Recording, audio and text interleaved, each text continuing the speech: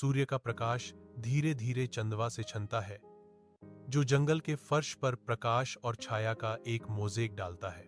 एक प्राचीन पेड़ के आधार पर बलूत का एक छोटा सा ढेर एक छिपे हुए खजाने का संकेत देता है। एक भूरा फर वाला गिलहरी पहरा देता है। उसकी चमकदार आंखें बिना किसी हिचकिचाहट के आसपास का सर्वेक्षण करती हैं। बलूत के फल का संरक्षक अपने वन क्षेत्र में एक छोटा राजा। शांत जंगल के पत्तों से धूप छन कर आती है, जो जमीन को प्रकाश और छाया के बदलते स्वरूपों में रंग देती है। एक सुंदर बहुरंगी पक्षी के रूप में जीवंत रंग की चमक उतरती है, जिसके पंख धूप में गहनों की तरह चमकते हैं। पक्षी एक बलूत के पास शालीनता से उतरता है। उसकी चमकीली आंखें सावधानी पूर्वक जिज्ञासा से अपने आसपास को देखती हैं।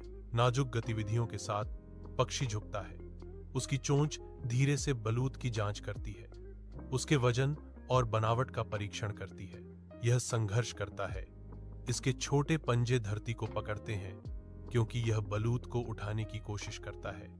एक ऐसा काम जो आश्चर्यजनक रूप से मुश्किल साबित हो रहा है। वन शांत प्रत्याशा में देखता है।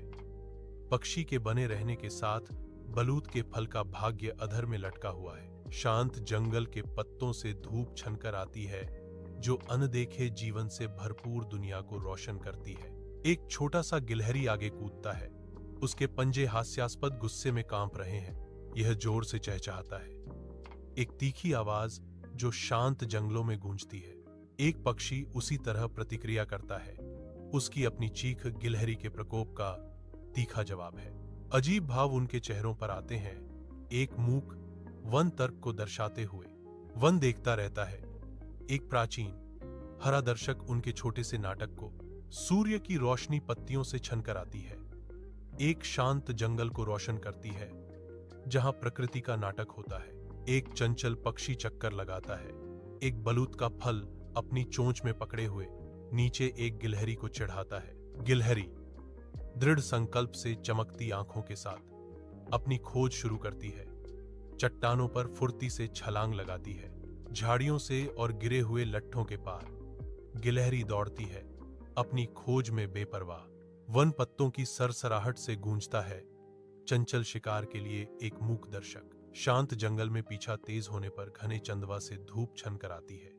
एक अचानक गलत कदम एक आकृति को लुढ़कते हुए भेजता है, जिससे उनके पीछे पत्ते बिखर जाते हैं। दूसरा संतुलन खो देता है। उनका गिरना पहले जैसा ही है, एक नरम धड़ाम के साथ।